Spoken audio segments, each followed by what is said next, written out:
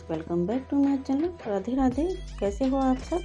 आप सभी को गणगौर और नवरात्रे चल रहे हैं, तो आप सभी को नवरात्रि की भी बहुत बहुत शुभकामनाएं। देखिए, मैं आपके साथ शेयर कर रही हूँ कि गणगौर तो निकल गई है। गणगौर के पूजन मैंने कैसे किया, कैसे उसकी पूजा की, वो मैं आपके साथ थोड़ा सा लेट हो गया, सॉरी। तो मैं आपके साथ शेयर कर रही हूँ गणगौर का ब्लॉग, और किस तरह से ये राजस्थान का वैसे ट्रेडिशनल त्योहार है। और इस व्रत को विवाहित महिलाएं और कुंवारी कन्या दोनों ही रखती हैं, पुरुष नहीं रखते हैं। तो देखिए, इस त्योहार को होली के दूसरे दिन से 16 दिन तक इसकी पूजा की जाती है। चैत्र शुक्ल तृतीया को गणगौर का त्योहार मनाया जाता है। तो ये जो गुने बन रहे हैं उसी के लिए बनाए जा रहे हैं। कई लोग आटे के भी बनाते हैं और हमारे यहाँ मैदा के बनते हैं, तो मैं मैदा के बना रही हूँ। और ये इसके ऊपर चाशनी चढ़ाई जाती है। इसमें अच्छे से घी का मोयन दे करके इसको, मतलब बहुत ज़्यादा भी नहीं देना, बहुत कम भी नहीं, और अच्छे खस्ता बनाने हैं। तो देखिए, आटा लगा लिया। आटा बिल्कुल पूड़ी की जैसे लगाना है। अब मैं इसकी बड़ी सी एक रोटी बेल लूँगी और फिर लंबाई में काट करके इसमें से हम गुने बनाएंगे। तो देखिए, बड़ी सी एक रोटी बेलनी है, बहुत ज़्यादा पतली भी नहीं, बहुत ज़्यादा मोटी भी नहीं। तो बहुत ज़्यादा पतली इसलिए नहीं, क्योंकि अगर हम बनाएंगे ना, जब इनको रखेंगे तो इनका शेप बिगड़ जाएगा। इस तरह से हम लंबी स्ट्रिप काट लेंगे। इस तरह से हम इसका डिज़ाइन बनाएंगे और डिज़ाइन बना करके रख लेंगे। इनको हम गुने बोलते हैं, इनको फल भी बोलते हैं। मतलब फल जो हम माता रानी होती हैं उनके हम गोदी में रखते हैं, इन्हीं का भोग लगाया जाता है और इनको हम गुने बोलते हैं। कई जगह कच्चे आटे के भी बनाए जाते हैं, लेकिन हमारे यहाँ कच्चे आटे के फल नहीं बनाए जाते। हमारे यहाँ इसी तरह से बना करके और उसके ऊपर चाशनी चढ़ा करके इस तरह से बनाए जाते हैं। यानी कि सबके घरों में अलग अलग परंपराएं होती है, तो हमारे यहाँ इस तरह की रिवाज है जो मैं आपके साथ शेयर कर रही हूँ। आपके यहाँ किस तरह का रिवाज है, आप मेरे साथ ज़रूर शेयर कीजिएगा। तो देखिए, इस तरह के हमने फल बना लिए हैं, गुने बना लिए हैं, इनको गुने भी बोलते हैं। तो देखिए, इस तरह से कितने सुंदर लगते हैं बने हुए। और इस तरह से रख देंगे इनको हल्का सा खुली हवा में। और इसमें जो मोयन दिया जाता है देसी घी का, यानी माता जी के जो प्रसाद के लिए बनाया जाता है, देसी घी बनाए जाते हैं। इनको हम अब तल लेंगे और इनको जैसे एक बार हल्का सा सिक जाए नीचे की तरफ से, उसके बाद ही हम पलटते हैं, क्योंकि फिर इसका क्या है, जो शेप इस तरह से बना हुआ है ना, वो बिगड़ जाता है। और बहुत ही अच्छे लगते हैं, बहुत ही, मतलब खाने में भी बहुत टेस्टी होते हैं। तो देखिए, 16-16 हम चढ़ाते हैं। और जो कुंवारी कन्या होती है वो 8 चढ़ाती है। और बहुत ही धूमधाम से मनाया जाता है। गणगौर की सवारी है वो भी निकलती है और बहुत ही प्यारा श्रृंगार किया हुआ होता है उसमें। तो देखिए, मैंने ये सारे सेक लिए। मैंने ये एक दिन पहले ही सेक करके रखती, क्योंकि ये नवरात्रे भी चल रहे हैं कि सारी पूजा भी होती है। एक दिन पहले सारा जो तैयारी करनी होती है। और मार्केट भी गई थी, क्योंकि जो हम बैना निकालते हैं उसका भी मुझे लाना था, तो वो मैं भी मार्केट जा करके लेकर के आई थी और काफ़ी थकान हो गई थी। आकर के फिर मैंने ये बनाए गुने। और इस तरह से हम गुलाबी गुलाबी सेक लेते हैं इनको। और इसमें जो हम चीनी क्या चाशनी जो चढ़ाते हैं ना, वो ये देखिए, मैंने सारे बना करके रख दिए हैं और इनको बराबर से सेकते रहेंगे। और इसमें जो चाशनी चढ़ती है वो सिर्फ एक तार की, यानी एक तार लेने के बाद हल्का सा एक बार और उबाल लीजिए, सफिशेंट है। बहुत ही बढ़िया बनती है, बहुत ज़्यादा गाढ़ी चाशनी की कोई ज़रूरत नहीं है। और ये देखिए, मैंने चाशनी बना ली है। तो जैसे ही हल्की सी साइड में लगने लगे तो आप चेक कर लें, तो पता चल जाएगा कि हमारी चाशनी बनने वाली है।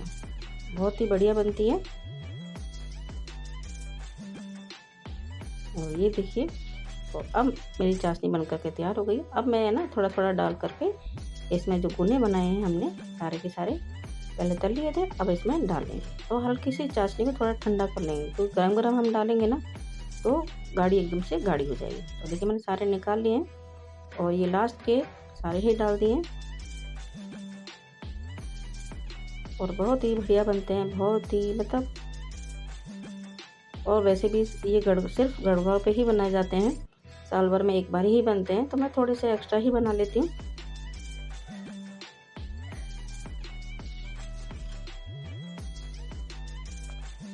आप बताइएगा, आपके यहाँ जो पूजा होती है उसमें किस तरह के फल या गुने बनाए जाते हैं।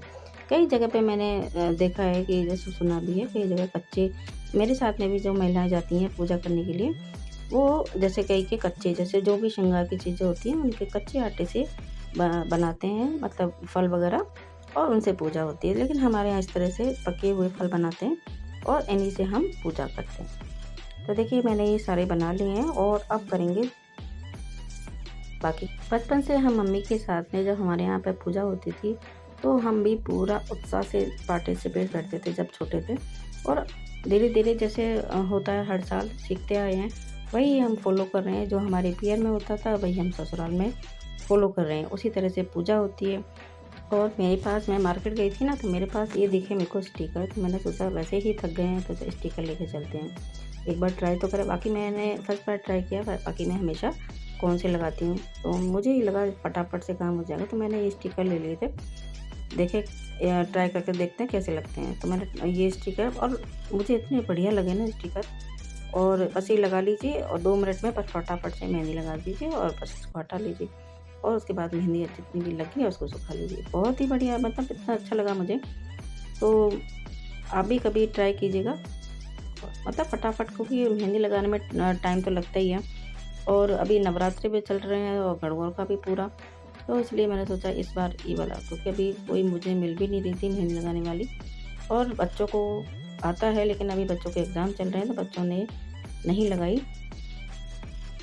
बच्चों के मतलब ये कंपटीशन एग्ज़ाम की तैयारी कर रहे हैं, तो उन्होंने कहा कि भाई अभी ले चलते हैं, अभी इतना टाइम भी नहीं मिलेगा। तो मैंने मार्केट से मुझे दिखे तो ले लिए, बाकी तो मैं नहीं, अगर होता है तो फिर मैं हाथों पे ऐसे ही खुद से ही लगा लेती हूँ, जैसा भी लगता है।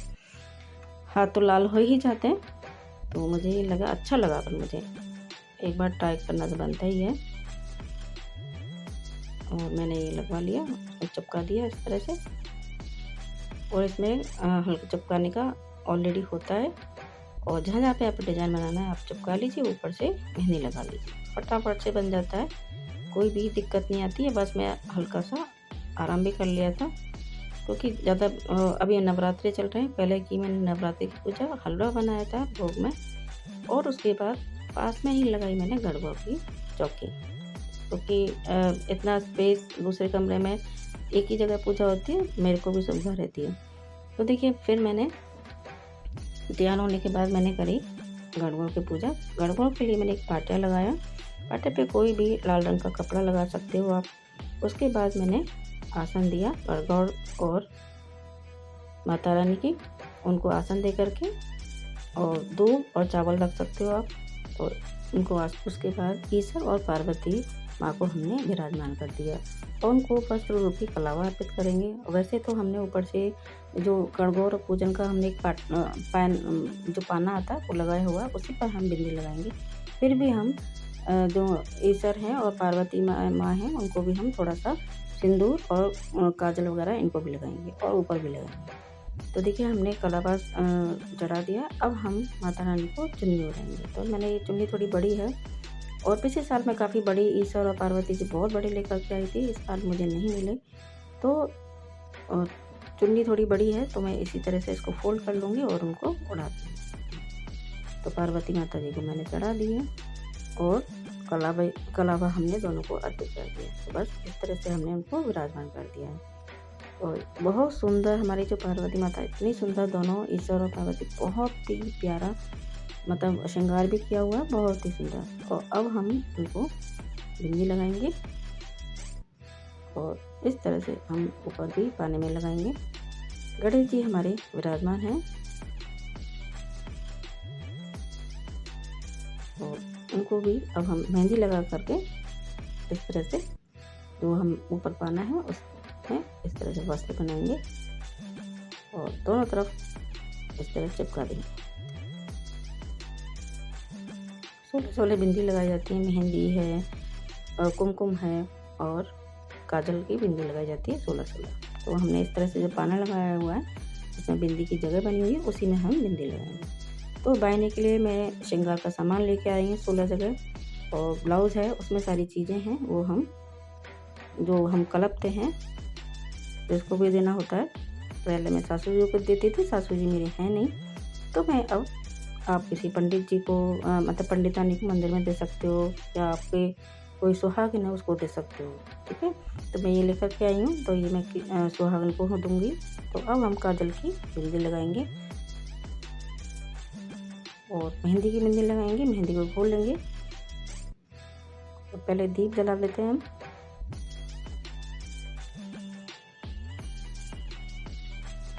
और आज के दिन वैसे भी सुबह से ही पूजा आरंभ हो जाती है और सभी जगह इतना चहल पहल हो जाती है, क्योंकि गड़बड़ की पूजा बच्चे भी करते हैं, कुंवारी कन्याएं भी करती हैं, तो सुबह से ही स्टार्ट हो जाती है। अब हम उतारेंगे आरती ईश्वर और पार्वती माँ की,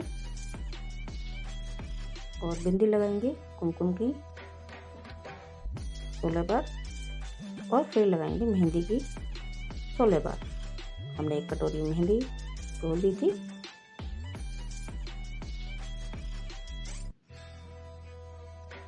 और सभी जगह करीब करीब इसी तरह से ही पूजा मनाई जाती है। और हम दोनों के काजल लगा देंगे, ईश्वर जी के और पार्वती माँ के। और इधर भी हम 16-16 बार लगा देंगे। और ये हम काजल अपने भी लगा सकते हैं, और बिंदी है, मेहंदी अगर आपने नहीं लगाई है तो अपने हाथों में भी साथ के साथ लगा सकते हो। मैंने पहले लगा ली थी, फिर भी थोड़ी सी हम हाथ पे लगाना चाहिए। और अब हमने जो फल बनाए थे ना, फल हम अर्पित करेंगे, बायना जो लेकर के आए वो अर्पित करेंगे। उसमें थोड़ी सी बिंदी लगा लेंगे, सभी में लगाना है। और हाथ जोड़ करके प्रार्थना करेंगे कि हमसे कोई गलती रह गई हो या कमी रह गई हो तो हमें माफ़ कीजिएगा। तो अब हम इनको साइड में रख देंगे। जो हमने गुने बनाए हैं उनको हम अर्पित करेंगे। तो किस तरह से अर्पित करना है, जैसे हमें 16 गिन करके आप या तो पहले रख लीजिए थैली में या किसी कागज़ में। मैं साथ के साथ 16 गिन करके अर्पित करूँगी। बच्चों के 8-8 अर्पित करूँगी, यानी कि कुंवारी कन्या जो होती हैं उनके 8-8 चढ़ाए जाते हैं हमारे यहाँ। और आप क्या किस तरह से पूजा करते हैं आप कमेंट बॉक्स में ज़रूर बताइएगा। सबका अलग अलग होता है, और ज़्यादातर सेम इस तरह से फल तो सबके यहाँ सेम ही चढ़ाए जाते हैं। किसी के कच्चे चढ़ाए जाते हैं, किसी के पक्के चढ़ाए जाते हैं, और 16 तो सबके ही चढ़ाए जाते हैं। सुहागना महिला है उनके तो 16 ही चढ़ते हैं। इस तरह से हम जो ईश्वर और पार्वती की जो पूजा है या गड़बड़ की पूजा है, इस तरह से हम करते हैं। और अब हम चढ़ाएंगे मेरी जो 2 बेटियां हैं उनके, वो अभी नहीं है तो मैं उनकी अपनी तरफ से चढ़ा देती हूँ। उनके भी मैंने बनाए थे 8-8। और फिर हम वापस से हम 4-4 ले लेते हैं। इस तरह से हम गड़बड़ की पूजा करते हैं, बहुत ही धूमधाम से मनाई जाती है। और 2-3 दिन पहले ही मैंने इतनी तैयारियां करनी स्टार्ट कर दी थी। गुने बनाते हैं, मेहंदी लगाते हैं, बैनर लेकर के आते हैं, और फिर साथ ही साथ नवरात्र की पूजा भी चल ही रही है, आपको पता ही है। और अब हम जो हमने भोग बनाया है वो हम माता रानी को अर्पित करेंगे। तो मैंने ये सूजी का हलवा बनाया था, और आप खाने में कुछ भी बना सकते हो, लेकिन भोग में आप कुछ मिठाई बनाइए, अच्छा रहता है। और अब हमने लिया एक कलश में पानी लोटे में, और उसमें हम थोड़े से चावल और हल्दी और 1 रुपया और चांदी की अंगूठी डाल लेंगे। और अब हम जो हमारा गीत है गड़बड़ का गीत, गोर गोर गोमती ईश्वर पूजी पार्वती वो हम गाएंगे। ये हम 16 बार करते हैं, जैसे 16 श्रृंगार होते हैं उसी के अनुसार हम काम जो गीत है वो गाया जाता है। ये 16 बार ही गाया जाता है।